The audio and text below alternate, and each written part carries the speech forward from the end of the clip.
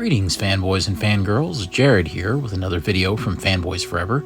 And today I'm coming to you with something that has become a major talking point in the fandom in recent years. I'm of course referring to the idea that Mattel will lose the rights to Masters of the Universe in 2023. Today we're going to take a deep dive into how this idea came about, what the recent announcements at PowerCon might mean for this, and ultimately, who we should believe. Alright, let's get right into it.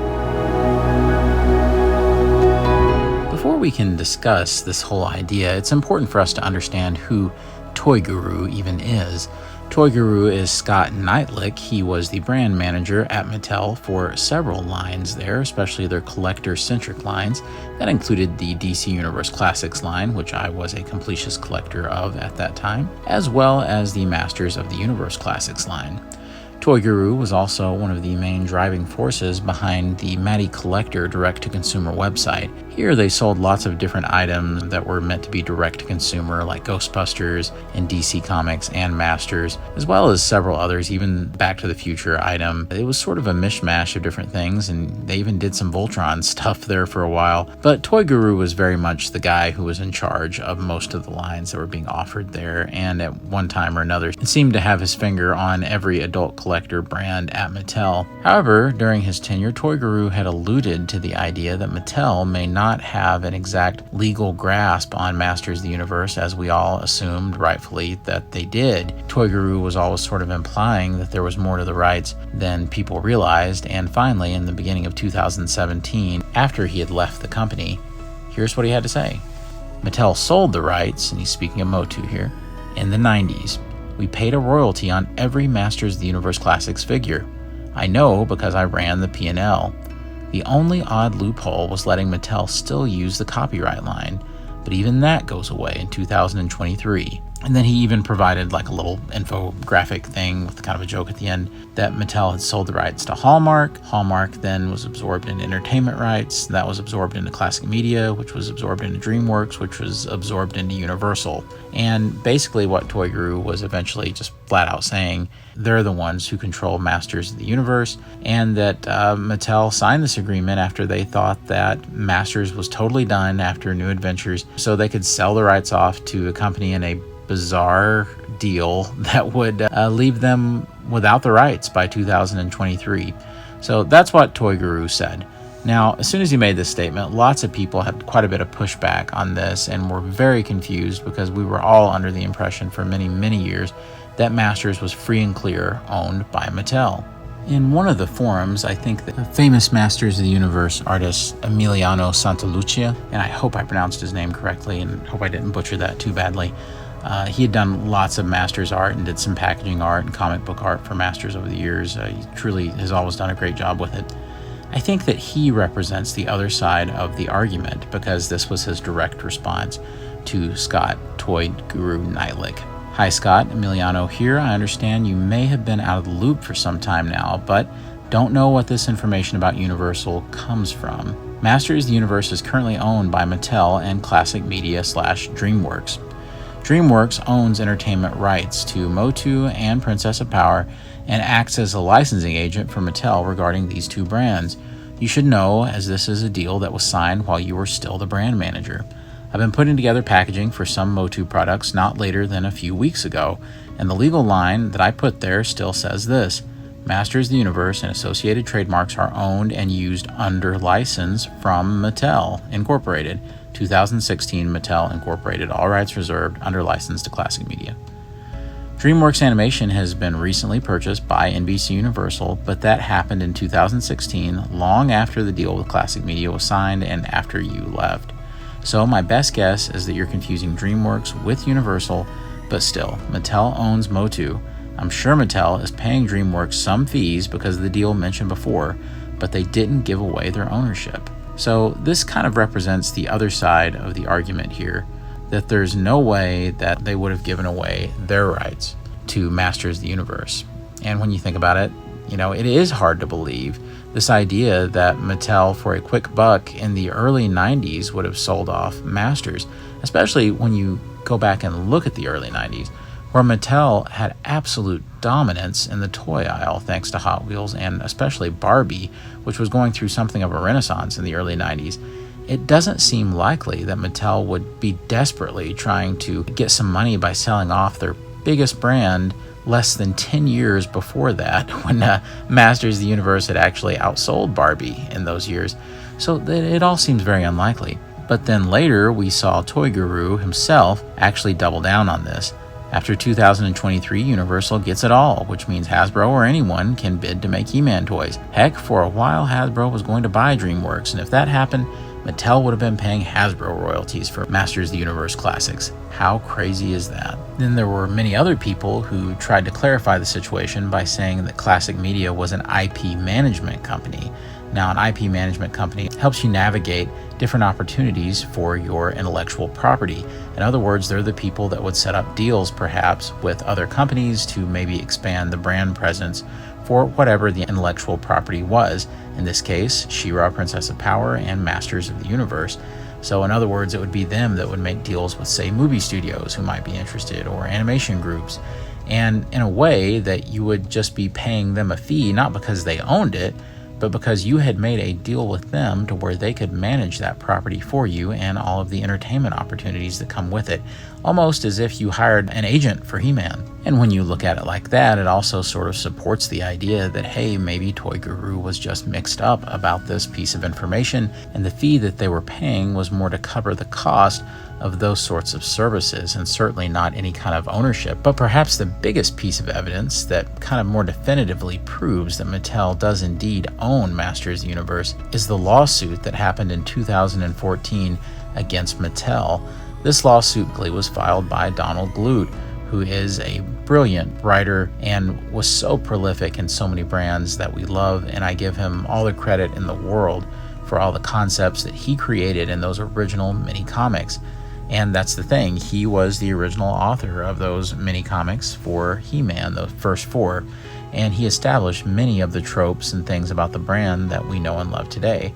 However, the court decided that this fell under work for hire, which unfortunately you can ask the ghost of Jack Kirby about that one. Work for hire is very much the detriment of a lot of creative people in the industry, and lots of times they get paid very little to almost nothing for the work that they've done. Joe Siegel and Jerry Schuster could tell you a thing about that too if they were still around. Basically, the courts said or agreed that Mattel were the ones that had final ownership over Masters and sided against Donald Glut. My question for anybody who believes that Classic Media is the owner of Masters is, why wasn't it them who was in court, who Donald Glut was suing? I mean, it starts to fall apart a little bit. And of course, in the intervening years between 2017 and now, there's been countless arguments between the fans, and with some people taking the side of Toy Guru and many others saying that he was incorrect. But now here we are in 2021, and at PowerCon just a few days ago at the time of recording for this video, this is the slide that Mattel shown during their official presentation. Dispelling the rumors, MOTU isn't going away in 2023.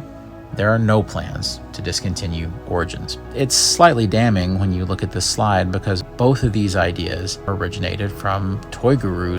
He did several videos about explaining why they're going to lose MOTU in 2023. And he also did a video that he didn't absolutely say or anything, but he was just alluding to the idea that maybe Origins would be discontinued fairly soon. And this almost seems like a direct response to him.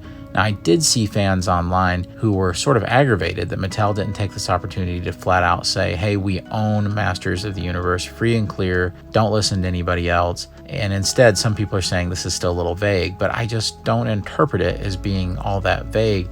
I think it would almost be belittling to the company to have to say that you own something. So I think this is just their way of saying it without going to that level. And on the same token, it is interesting that they just say it isn't going away. This represents two distinct possibilities.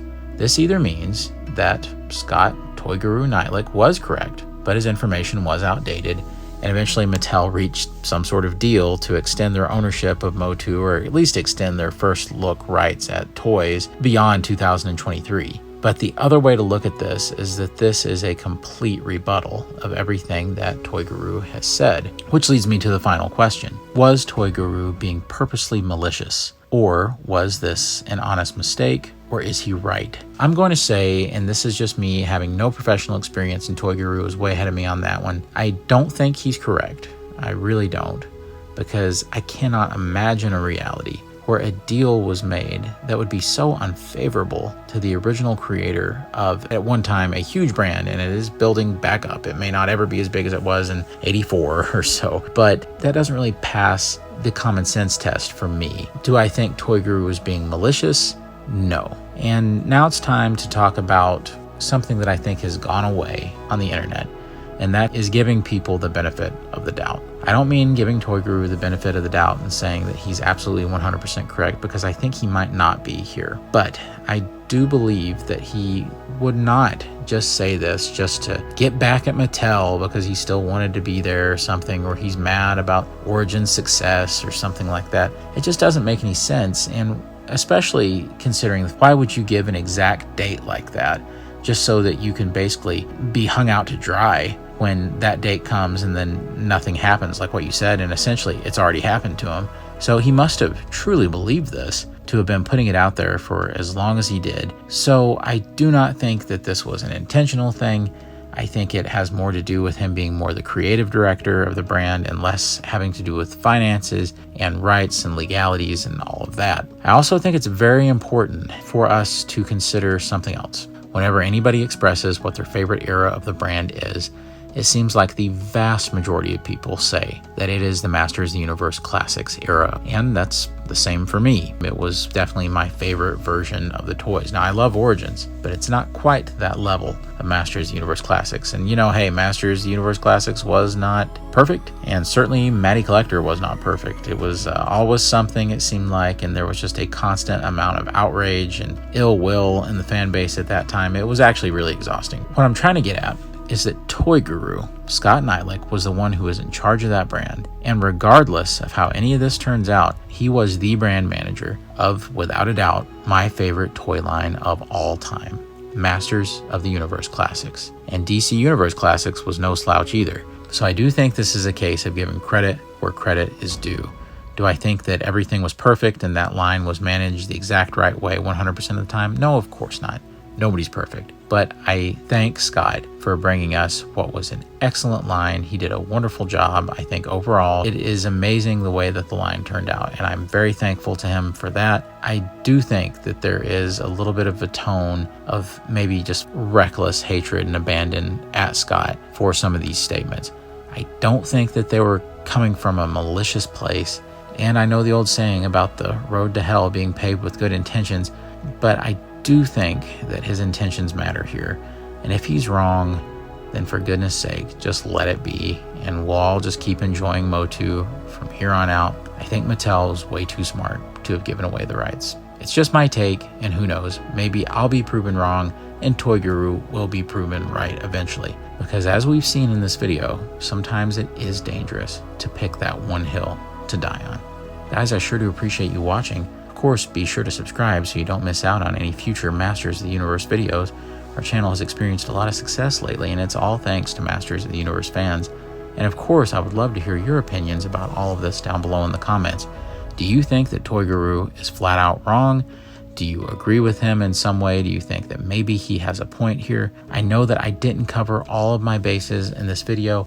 It would have been an outrageously long video if I covered every single facet of this, but I am just giving you my impressions of this whole bizarre situation. Anyway, guys, God bless you and yours, and I'll see you on Fanboys Forever. Take care. Fanboy out.